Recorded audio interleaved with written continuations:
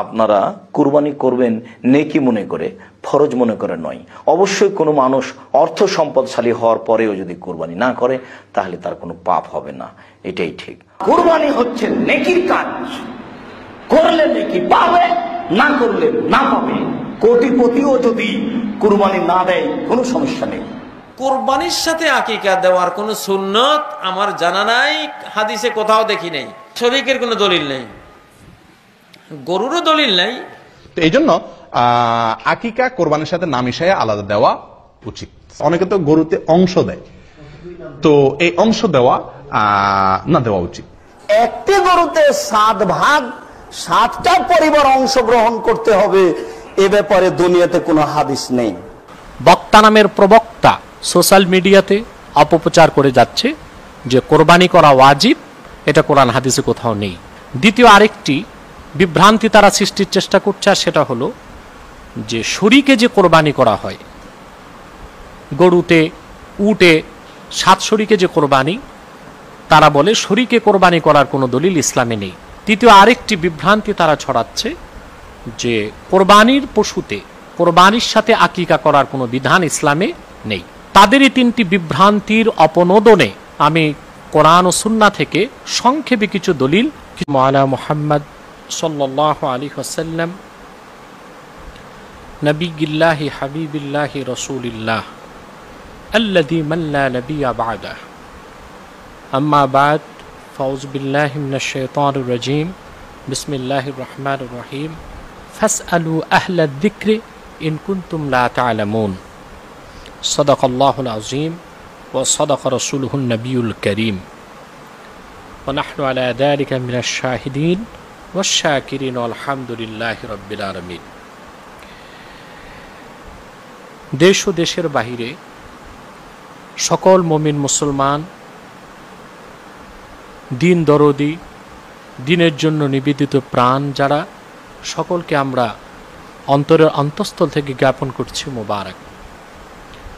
আল্লাহ সুবহানাহু ওয়া তাআলার অজস্র শুকরিয়া, কৃতজ্ঞতা জ্ঞাপন করছি যে আল্লাহ পাক মহিমান্বিত বরকতময় জিলহজ মাসের আজকের এই পুণ্যময় হজের দিন দিবাগত রাতে কিছু সময়ের জন্যে আল্লাহ তাআলার দ্বীনের ফিকির ও আল্লাহ তাআলার জিকির করার তৌফিক আমাদেরকে দান করেছেন।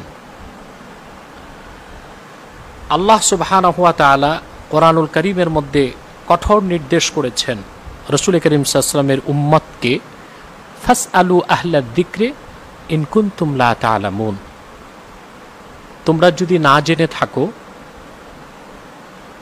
অজানা বিষয়গুলো জানার ক্ষেত্রে যারা জানে, আহলুদ যিকর অর্থাৎ যাদের কাছে কোরআন ও রাসূল করিম সাল্লাল্লাহু আলাইহি ওয়াসাল্লামের সুন্নাহের ইলম আছে, তাদের কাছে জিজ্ঞেস করো। এবং একই কথা আল্লাহ পাক অন্যত্র বলেছেন, আতিউল্লাহ ওয়া আতিউর রাসূল ওয়া উলিল আমরি মিনকুম, আই উলিল ইলমে ওয়াল ফিকহে। আল্লাহ পাক বলেছেন তোমরা আল্লাহর আনুগত্য করো, আল্লাহ রসুল নূর নবী মুহাম্মদ সাল্লাল্লাহু আলাইহি সাল্লামের আনুগত্য করো, এবং মুহাম্মদ সাল্লাল্লাহু আলাইহি সাল্লামের উম্মতের মধ্যে যারা উলিল ইলমি ওয়াল ফিক, ইলম ও ফিকহের ধারক অধিকারী, তাদের আনুগত্য করো। অত্যন্ত দুঃখ পরিতাপের বিষয়, আমরা দেখতে পাচ্ছি কোরআন ও সুন্নাহর যথেষ্ট দলিলে ভরপুর যে আমলগুলো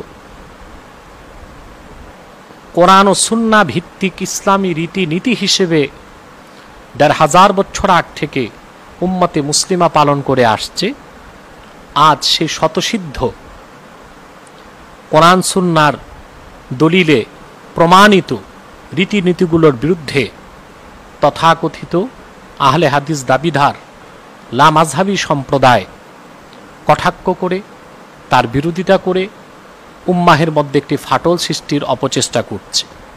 তন্মধ্যে আমরা দেখতে পাচ্ছি জিলহজ মাসে, যেহেতু এই মাসে আল্লাহ তাআলা ইসলামের শ্রেষ্ঠ ইবাদতগুলোর একটি হজ রেখেছেন, হজ হচ্ছে আরব কেন্দ্রিক, পাশাপাশি সকল মুসলমানের জন্য অত্যন্ত তাৎপর্যপূর্ণ, মহিমান্বিত একটি অত্যাবশ্যকীয় আমল হিসেবে আল্লাহ তাআলা রেখেছেন ধনীদের উপর কোরবানি।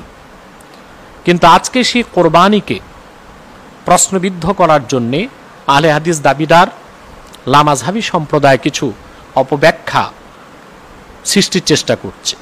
যেমন আমরা জানি যে কোরবানি করা ধনী ব্যক্তিদের উপর ওয়াজিব, কিন্তু এই আহলে হাদিস দাবিদার লামাযহাবী মৌলবীদের কিছু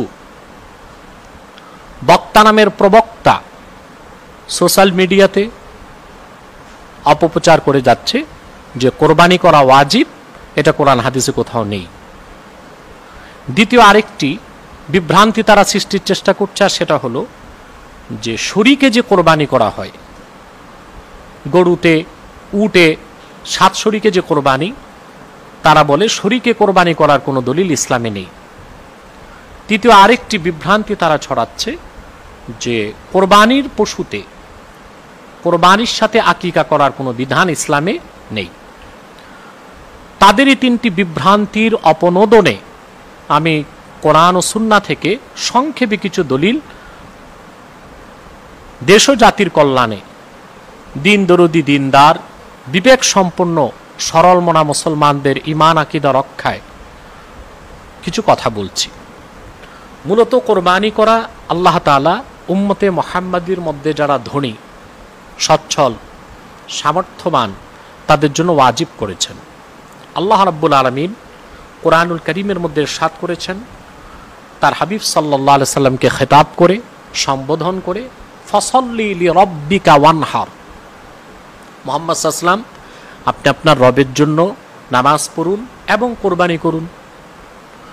অধিকাংশ মুফাসসির এই আয়াতের মাধ্যমে সাব্যস্ত করেছেন যে আল্লাহ তাআলা এই আয়াতের মাধ্যমে কোরবানিতে যে নামাজ পড়ি আমরা, ঈদুল আযহার নামাজকে ওয়াজিব করেছেন, পাশাপাশি কোরবানিকে ওয়াজিব করেছেন।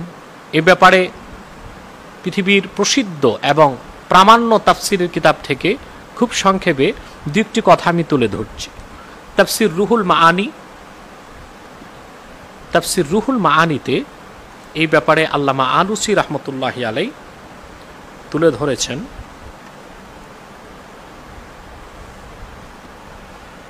ফসল্লি লিরাব্বিকা ওয়ানহারের ব্যাখ্যায় আল্লামা মাহমুদ আলুসি রাহমাতুল্লাহ তুলে ধরেছেন 30তম খণ্ডে, ওয়াল আকসারুন আলা আন্নাল মুরাদা বিন নাহরি নাহরুল আদাহি ওয়াস্তাদাল্লা বিহি বা'দুহুম আলা উজুবিল উদহিয়্যাতি লিমাকানিল আমরি মা কাউলিহি তাআলা ফাত্তাবিউহু। এই আয়াতের মাধ্যমে আল্লাহ পাক তার রাসূল মুহাম্মদ সাল্লাল্লাহু আলাইহি ওয়াসাল্লামকে হুকুম করেছেন যে আপনি কোরবানি করুন। সেজন্য রাসূল করিম সাল্লাল্লাহু আলাইহি ওয়াসাল্লামের উপর আল্লাহ তাআলা কোরবানিকে, ইহরাকুদ্দাম, কোরবানিকে ওয়াজিব করেছেন। আর যেহেতু অন্যত্র আল্লাহ তাআলা বলেছেন ওয়াত্তাবিউহু, তোমরা মুহাম্মদ সাল্লাল্লাহু আলাইহি ওয়াসাল্লামের অনুসরণ করো, সেই দৃষ্টিকোণ থেকে আল্লাহ রাসূল মুহাম্মদ সাল্লাল্লাহু আলাইহি ওয়াসাল্লামের সুন্নাহ বা নীতি হিসেবে উম্মতের উপরও যারা সচ্ছল, সামর্থ্যবান, ধনী তাদের উপর কোরবানিকে ওয়াজিব করা হয়েছে। এবং তাফসিরুল কবির 11তম খণ্ডে 318 পৃষ্ঠায় এই আয়াতের তাফসিরে ইমাম ফখরুদ্দিন রাজি রহমতুল্লাহ একজন শাফি মাযহাবের লোক, তিনি তার ইমামের মত উল্লেখের তারপরও তিনি এখানে ইমাম আজম আবু হানিফা রহমতুল্লাহ কোরবানিকে যে ওয়াজিব করেছেন সে মতটিকেই তারজিহ দিয়েছেন। তিনি লিখেন 11তম খণ্ড 318 পৃষ্ঠায় তিনি অনেক ব্যাখ্যা আনার পর বলেন, ওয়াখামিসুহা আন্না ইস্তেমালা লাফজাতিন নাহরি আলা নাহরিল বুদনি আশহারু মিন ইস্তেমালিহি ফি সাইরিল উজুহিল মাযকুরা ফায়াজিবু হামলু কালামিল্লাহি আলাইহি। وإذا ثبت هذا فنقول استدلت الحنفية على وجوب الأضحية بأن الله تعالى أمره بالنحر ولا بد وأن يكون قد فعله لأن ترك الواجب عليه غير جائز وإذا فعله النبي صلى الله عليه وسلم وجب علينا مثله لقوله واتبعوه। রুহুল মাআনির মতের সাথে ফখরুদ্দিন রাজি রহমতুল্লাহর মতটিও কাছাকাছি এবং একেবারেই মিলে যায়। তিনি ওয়ানহার এবং আপনি কোরবানি করুন এর অনেকগুলো তফসির তুলে ধরার পর পঞ্চম মতটি উল্লেখ করে তিনি বলেন যে মূলত ওয়ানহারের মাধ্যমে আল্লাহ তার রাসূল সাল্লাল্লাহু আলাইহি ওয়াসাল্লামকে কোরবানি করতে বলেছেন, এই মতটি সবচেয়ে বেশি গ্রহণযোগ্য এবং তারজিহ লাভ করে, এবং সেটা হলো ইহরাকুদ্দাম, পশু কোরবানি।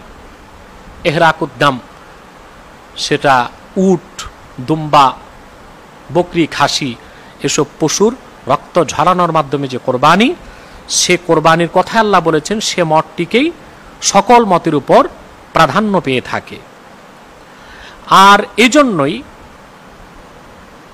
হানাফিগণ বলে থাকেন যে সামর্থ্যবান সক্ষম ধনী ব্যক্তিদের উপর কোরবানি করা ওয়াজিব, কারণ আল্লাহ তাআলা তার রাসূল সাল্লাল্লাহু আলাইহি ওয়াসাল্লামের উপর যেটা ওয়াজিব করেছেন সেই ওয়াজিব তরক করা রাসূলুল্লাহ সাল্লাল্লাহু আলাইহি ওয়াসাল্লামের জন্য জায়েজ ছিল না। আর রাসূল করিম সাল্লাল্লাহু আলাইহি ওয়াসাল্লাম সেই ওয়াজিবটি পালন করেছেন, যা সহিহ হাদিসের মাধ্যমে আমরা একটু পরেই দেখাবো।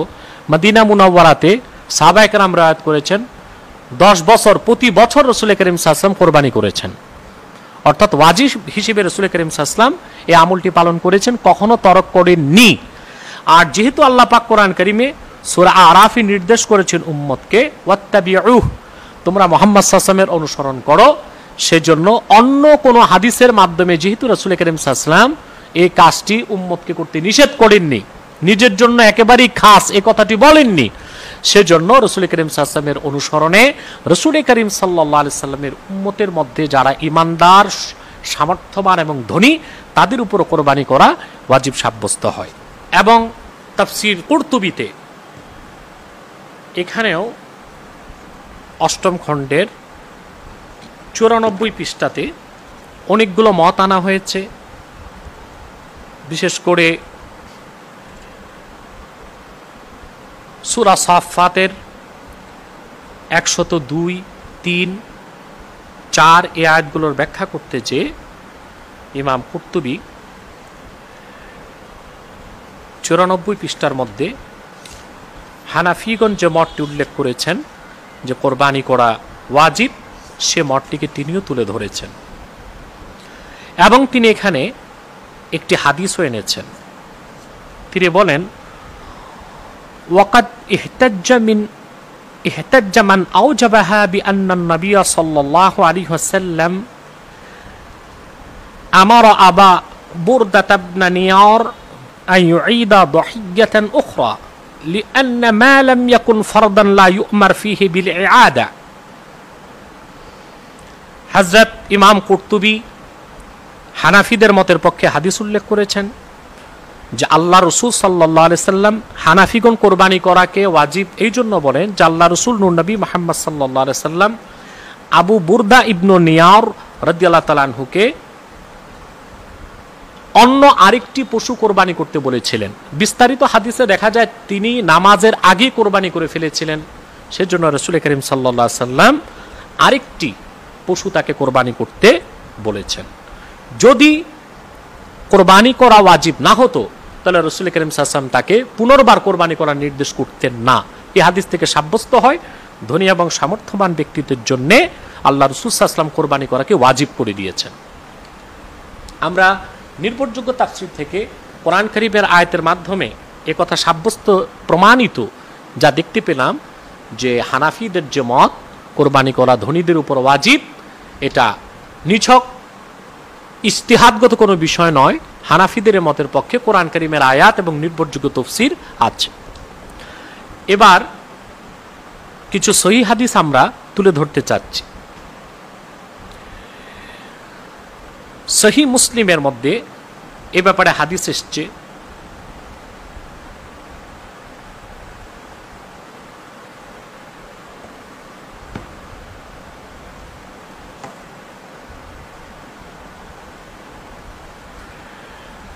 সহিহ মুসলিমে হাদিসটি এসেছে হাদিস নাম্বার 5037। কয়েকটি হাদিস রয়েছে। কোরবানি যে মূলতই ধনীদের উপর ওয়াজিব তার পক্ষে আমরা কয়েকটি হাদিস দেখাচ্ছি। অবি কালা হাদ্দাসানা আহমদ ইবনে ইউনুস হাদ্দাসানা জুহাইর হাদ্দাসানা আল-আসওয়াদ ইবনে কাইস হা ওয়া হাদ্দাসানাহু ইয়াহইয়া ইবনে ইয়াহইয়া আখবারানা আবু خيثمة عن الأسود بن قيس حدثني جندب بن سفيان قال شهدت الأضحى مع رسول الله صلى الله عليه وسلم فلم يعد أن صلى وفرغ من صلاته سلم فإذا هو يرى لحم أضاحية قد ذبحت قبل أن يفرغ من صلاته فقال من كان ذبح أضحيته قبل أن يصليه أو نصلي فليذبح مكانها أخرى ومن كان لم يذبح فليذبح بسم الله সেই মুসলিমে হাদিসটি এসছে 5037 নম্বর হাদিস। হানাফিগণ কোরবানি করাকে যে ওয়াজিব বলেন তার পক্ষে কোরআনের আয়াতের সঙ্গে সহিহ মুসলিমে বর্ণিত সহিহ হাদিসও আছে। হযরত জুনদুব ইবনে সুফিয়ান রাদিয়াল্লাহু তাআলা আনহু বলেন যে আমি আল্লাহ রাসূল সাল্লাল্লাহু আলাইহি ওয়াসাল্লামের সাথে সালাতুল আদহাতে শরীক হয়েছি এবং রাসূল করিম সাল্লাল্লাহু আলাইহি ওয়াসাল্লামের কোরবানি চোখে প্রত্যক্ষ করেছি। আল্লাহ রাসূল সাল্লাল্লাহু আলাইহি ওয়াসাল্লামের নীতি এটাই ছিল যে তিনি সালাতুল আদহা কোরবানির যে নামাজ পড়ার পর সালামের পরপরই কোরবানি করতেন। আল্লাহ রাসূল সাল্লাল্লাহু আলাইহি ওয়াসাল্লাম একদিন দেখলেন যে কোনো ব্যক্তি কোরবানির গোশত নিয়ে উপস্থিত হয়েছে, অর্থাৎ সে সালাতুল আদহার আগেই কোরবানি করে ফেলেছে। আল্লাহ রাসূল সাল্লাল্লাহু আলাইহি ওয়াসাল্লাম তখন বললেন, নামাজের পূর্বে কোনো ব্যক্তি সালাতুল আদহা আদায়ের আগে বা আমরা যে নামাজ পড়েছি আমাদের নামাজের আগে যে ব্যক্তি কোরবানি করে ফেলেছে ফালইয়াযবাহ মাকানাহা উখরা, সে যেন এই কোরবানিটি তার গ্রহণযোগ্য হবে না, সে যেন আরেকটি পশু কোরবানি করে। আর যে ব্যক্তি নামাজের আগে কোরবানি করেনি সে যেন আল্লাহর নামে কোরবানি করে। এই হাদিস থেকে স্পষ্ট সাহাবী বললেন যে আল্লাহ রাসূল সাল্লাল্লাহু আলাইহি ওয়াসাল্লাম নামাজ শেষে কোরবানি করার নির্দেশ করতেন। নামাজের পর রাসূল করিম সাল্লাল্লাহু আলাইহি ওয়াসাল্লাম দেখলেন যে আমার পশুর গোশত নিয়ে আমি উপস্থিত আর পশুটি ইতিমধ্যে কোরবানি হয়ে গিয়েছে নামাজ শেষের আগে। তখন রাসূল করিম সাল্লাল্লাহু আলাইহি ওয়াসাল্লাম নির্দেশ করলেন, মান কানা যাবাহা উদহিয়াতাহু ক্বাবলা আন ইউসাল্লি আও নুসাল্লিয়া, কোন ব্যক্তি ঈদুল আজহার নামাজ পড়ার আগে যদি কোরবানি করে ফেলে কিংবা আমাদের নামাজের আগে যদি কোরবানি করে ফেলে, তার মানে সালাতুল ঈদুল আযহা আদায় করার আগে যদি কোরবানি করে, রাসূল করিম সাল্লাল্লাহু আলাইহি ওয়াসাল্লাম বললেন সে যেন আরেকটি পশু কোরবানি করে। তাতে বোঝা গেল যে কোরবানি করা ওয়াজিব। যদি এটা সুন্নত হতো তাহলে রাসূল করিম সাল্লাল্লাহু আলাইহি ওয়াসাল্লাম যে ব্যক্তি নামাজের আগে কোরবানি করে ফেলেছে তাকে আরেকটি কোরবানি করতে বলতেন না। কাজা কিংবা কাফফারা আসে ফরজ এবং ওয়াজিবের ক্ষেত্রে, সুন্নতের ক্ষেত্রে কাজা বা কাফফারার নির্দেশ কঠোরভাবে বলা হয়নি। এবং এই ব্যাপারে সহিহ মুসলিমে আরো হাদিস এসেছে 5038 নম্বর হাদিস। হাদাসানা আবুল আহওয়াস সাল্লাম ইবনে সুলাইমিন আনিল আসওয়াদ ইবনে কাইস আন জুনদাব ইবনে সুফিয়ান ক্বালা শাহিদতুল আযহা মা রাসূলিল্লাহি সাল্লাল্লাহু আলাইহি ওয়াসাল্লাম ফালাম্মা ক্বাদা সালাতাহু বিন-নাস নাযারা ইলা গানামিন ক্বাদ যুবিহাত ফাকালা মান যাবাহা ক্বাবলা আস-সালাহ ফালইয়াযবাহ শাতান মাকানাহা ওয়া মান লাম ইয়াকুন যাবাহা ফালইয়াযবাহ আলা ইসমিল্লাহ। এই হাদিসটিও আগের হাদিসটির মতোই, যা জুনদুব ইবনে সুফিয়ান বলেছেন যে আমি আল্লাহ রাসূল মুহাম্মদ সাল্লাল্লাহু আলাইহি ওয়াসাল্লামের সাথে সালাতুল আদহার নামাজে শরীক হয়েছি। আল্লাহ রাসূল সাল্লাল্লাহু আলাইহি ওয়াসাল্লাম সালাতুল আদহা শেষ করে দেখলেন যে কিছু মানুষের কোরবানি হয়ে গিয়েছে, তারা কোরবানি করে ফেলেছে নামাজ শেষ করার আগেই। আল্লাহ রাসূল সাল্লাল্লাহু আলাইহি ওয়াসাল্লাম তখন তাদেরকে লক্ষ্য করে বললেন, যারা সালাতুল আদহার আগে কোরবানি করে ফেলেছে তারা যেন প্রত্যেকেই আরেকটি করে বকরি কোরবানি করে, কারণ তাদের কোরবানি সহি হয়নি। যদি কোরবানি করা নিছক, কোরবানি করা যদি ওয়াজিব না হতো তাহলে কাফফারা হিসেবে রাসূল করিম সাল্লাল্লাহু আলাইহি ওয়াসাল্লাম তাদের উপর আবার কোরবানির হুকুম চাপিয়ে দিতেন না। এই হাদিস থেকেও স্পষ্ট সাব্যস্ত হয় যে ধনী এবং সামর্থ্যবান ব্যক্তিদের উপর আল্লাহ রাসূল সাল্লাল্লাহু আলাইহি ওয়াসাল্লাম কোরবানিকে ওয়াজিব করেছেন।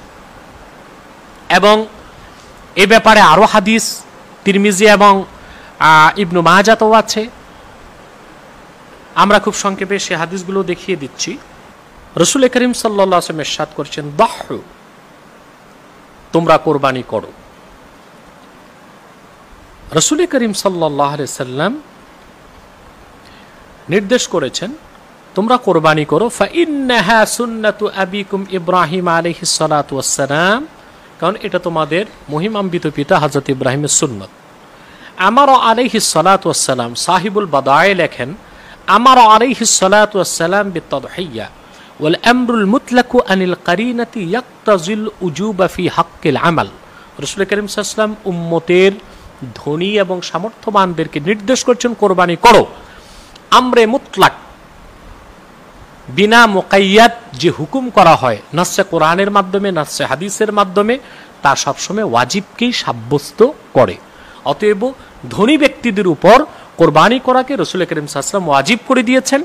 হাদিসটি ইবনে মাজাহ তার সুনান ইবনে মাজাহ কিতাবুল আদাহি বাবু সাওয়াবিল উদহিয়াতে রওয়ায়াত করেছেন, হাদিস নাম্বার 3127, এবং ইমামে বাইহাকি সুনান কুবরা কিতাবুদ দহায়াতে হাদিসটিকে উল্লেখ করেছেন।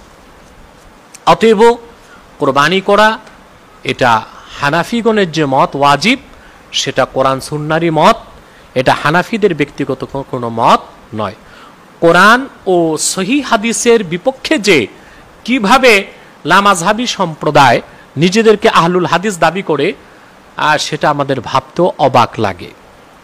এখন আমরা দ্বিতীয় বিষয়টিতে চলে যাচ্ছি, আর সেটা হলো যে, এবং এই ব্যাপারে আরও হাদিস রয়েছে হাদিসের কিতাবের মধ্যে, আমরা সে হাদিসটিও খুব সংক্ষেপে উল্লেখ করে দিচ্ছি। আল্লাহ রাসূল সাল্লাল্লাহু আলাইহি ওয়াসাল্লামের আরেকটি হাদিস আল্লামা ইবনুল হুমাম ফাথুল কাদিরের মধ্যে উল্লেখ করেছেন। ফাথুল কাদির নবম খণ্ডের 521 পৃষ্ঠায় হাদিসটি তিনি উল্লেখ করেছেন। রাসূল করিম সাল্লাল্লাহু আলাইহি ওয়াসাল্লাম ইরশাদ করেছেন, মান ওয়াজাদা সাআতান ওয়া লাম ইউদাহি ফালা ইয়াকরুবান্না মুসাল্লানা। এই হাদিসটি উল্লেখ করেছেন ইবনু মাজাহ, হাদিস নাম্বার 3123, ইমাম হাকিম তার মুস্তাদরাকে, আহমদ বিন হাম্বল তার মুসনাদে, এবং দারাকুতনি তার মুসান্নাফে হাদিসটি উল্লেখ করেছেন। রাসূল করিম সাল্লাল্লাহু আলাইহি ওয়াসাল্লাম ইরশাদ করেছেন, যে ব্যক্তির সক্ষমতা আছে, যে ব্যক্তির সামর্থ্যবান, কোরবানি করার সক্ষমতা আছে, সে যদি কোরবানি না করে, সে অধম ব্যক্তি যেন অবশ্যই আমাদের ঈদগাহে উপস্থিত না হয়। যদি কোরবানি করা সুন্নাত বা নফল হতো, বা এখতিয়ার উমুরে এখতিয়ারি অর্থাৎ ঐচ্ছিক কোনো বিষয় হতো, তাহলে রাসূল করিম সাল্লাল্লাহু আলাইহি ওয়াসাল্লাম এত ওয়াঈদ বা এত ধমকের সুরে উম্মতকে সাবধান করতেন না, যে যে ব্যক্তির সক্ষমতা আছে, যে ব্যক্তির সামর্থ্য আছে, সে যদি কোরবানি না করে, সেজন্য অবশ্যই আমাদের ঈদগাহে উপস্থিত না হয়। এই ধরনের ওয়াঈদ বা ধমক সুন্নতের ক্ষেত্রে আসে না, কোনো ওয়াজিব আমলের ক্ষেত্রেই আসে। এবং এই হাদিসটি ইমাম হাকিম উল্লেখ করেছেন তার মুস্তাদরাকে, ইবনু মাজাহ উল্লেখ করেছেন সুনান ইবনে মাজাতে, আহমদ বিন হাম্বল উল্লেখ করেছেন তার মুসনাদে, দারাকুতনি উল্লেখ করেছেন। এবং এই হাদিসটিকে নিরপেক্ষ আলবানীদের বাজ বিচারে নয়, নিরপেক্ষ মুহাদ্দিসদের বাজ বিচারে এই হাদিসটি হাসান পর্যায়ের হাদিস, যেটা আমাদের সপক্ষে মাসালা সাব্যস্ত করার জন্য দলিল হিসেবে যথেষ্ট। আর আমরা তো কোরআনের আয়াতে কোরআন, নির্ভরযোগ্য তাফসীর এবং আরও অনেক সহিহ হাদিস থেকে বিষয়টিকে তুলে ধরার চেষ্টা করেছি। এবার আমরা দ্বিতীয় বিষয়টিতে চলে যাচ্ছি, আর সেটা হলো যে শরীকে কোরবানি করা যাবে কিনা। আমরা দেখতে পাচ্ছি লামাযহাবী বন্ধুরা ঢালাওভাবে বলছেন, চ্যালেঞ্জ করছেন, আমরা যে 7 শরীকে কোরবানি দিয়ে থাকে মানুষ, বকরি খাসিতে 1 শরীক, একজনই, সেখানে কাউকে শিরকা, কাউকে কর্পোরেট করার কোনো সুযোগ নেই। কিন্তু উট, গাভী, বলদ, ষাঁড়, এগুলোতে 7 শরীকে কোরবানি দেওয়া যে জায়েজ, এই আহলে হাদিস দাবিদার লামাযহাবীগণ তা অস্বীকার করছে। তার থেকেই বোঝা যায় আসলে তাদের সাথে হাদিসের কোনো সম্পর্ক নেই, কোরআনেরও কোনো সম্পর্ক নেই। অনেকেই তাই রসিকতা করে তাদেরকে বলে থাকে তারা আহলে হাদিস না আহলে হদস।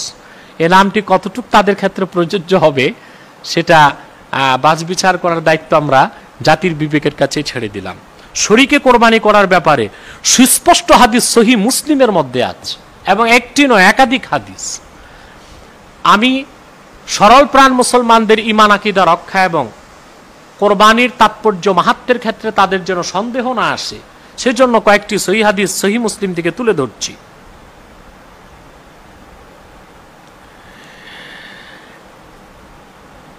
রাসূল করিম সাল্লাল্লাহু আলাইহি সাল্লামের কয়েকটি হাদিস ইমাম মুসলিম তুলে ধরেছেন সহিহ মুসলিমে।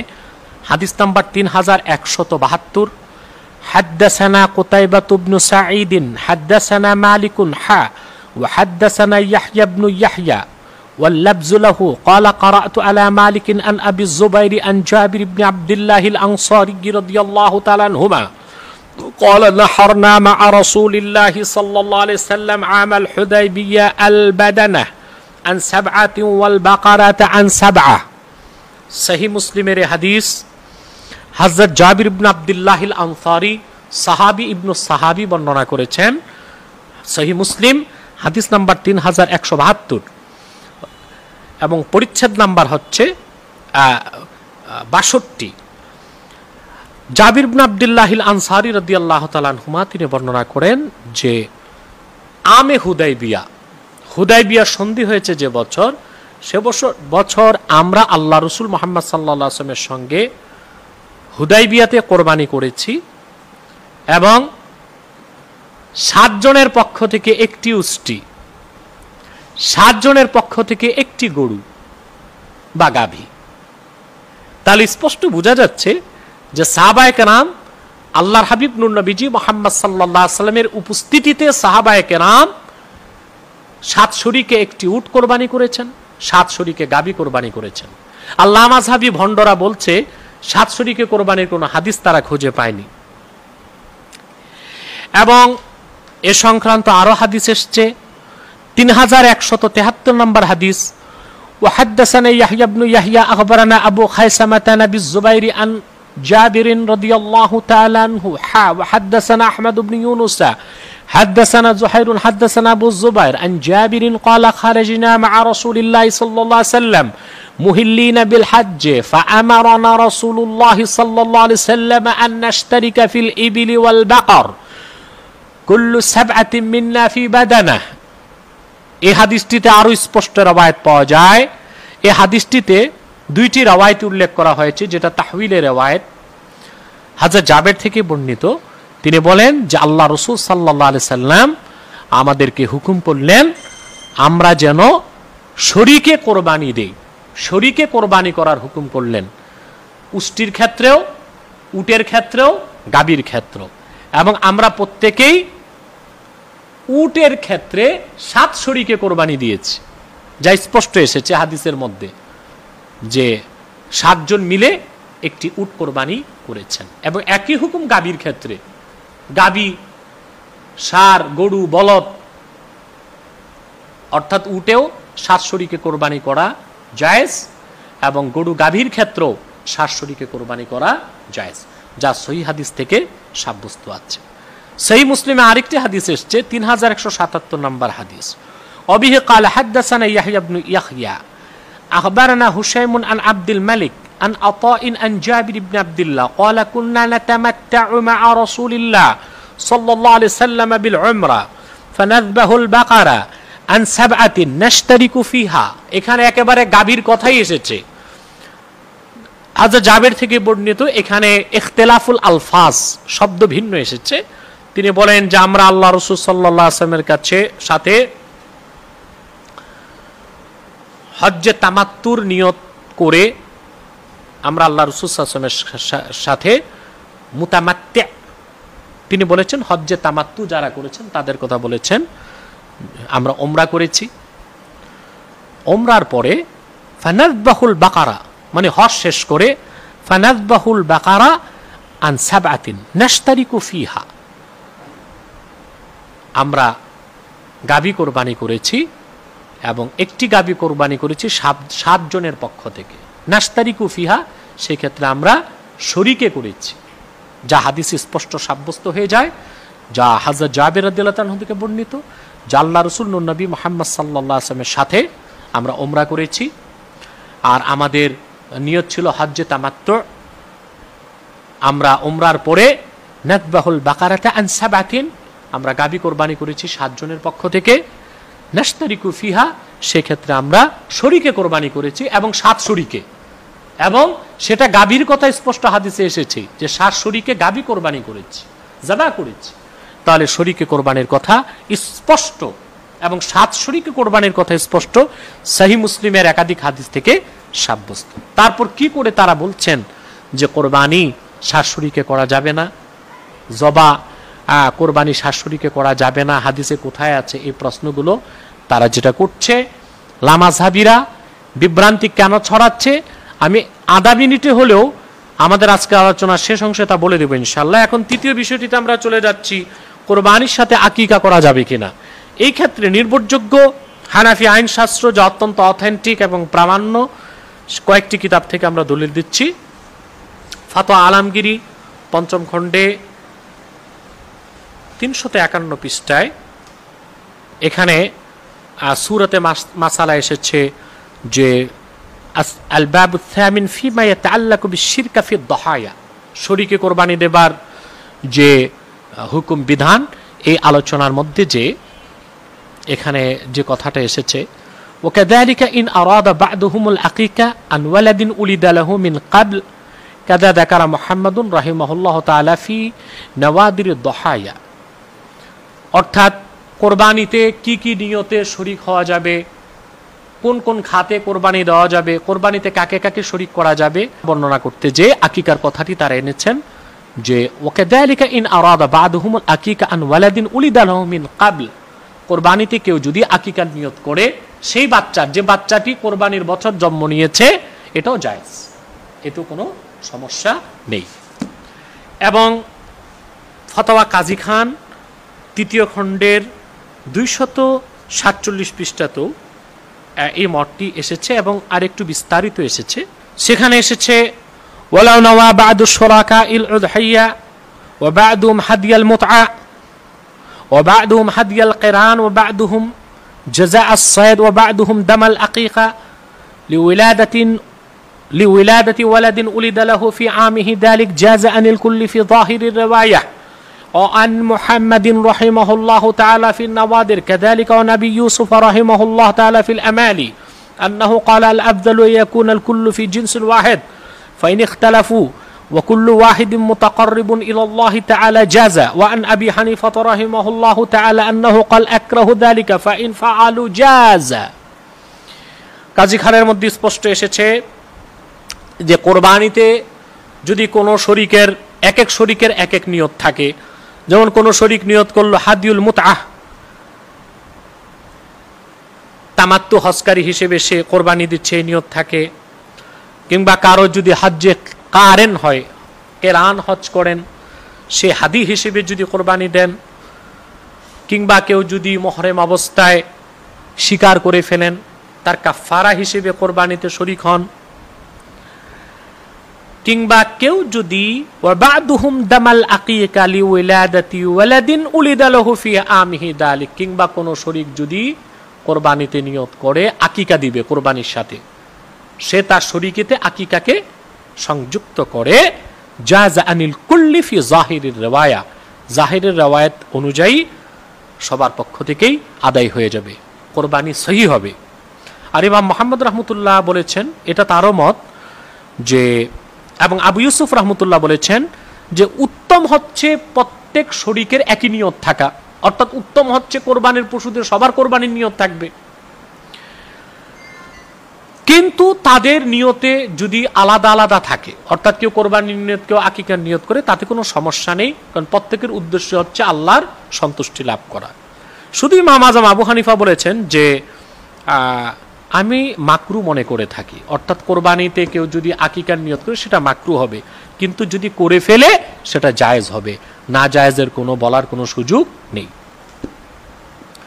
এবং একই মত ফতোয়া শামী 9ম খণ্ডের 472 পৃষ্ঠাতেও আল্লামা ইবনে আবিদিন শামী রাহমাতুল্লাহ উল্লেখ করেছেন, পূর্বের ফতোয়ার কিতাবগুলোর মতোই তিনিও লিখেছেন 472 পৃষ্ঠায়, ওয়াকাযা লাউ আরাদা বা'দুহুমুল আকিকাতা আন ওয়ালাদিন ক্বাদ উলিদা লাহু মিন ক্বাবল লিআন্না যালিকা জিহাতুত তাকাররুবি বিশুকরি আলা নি'মাতিল ওয়ালাদ।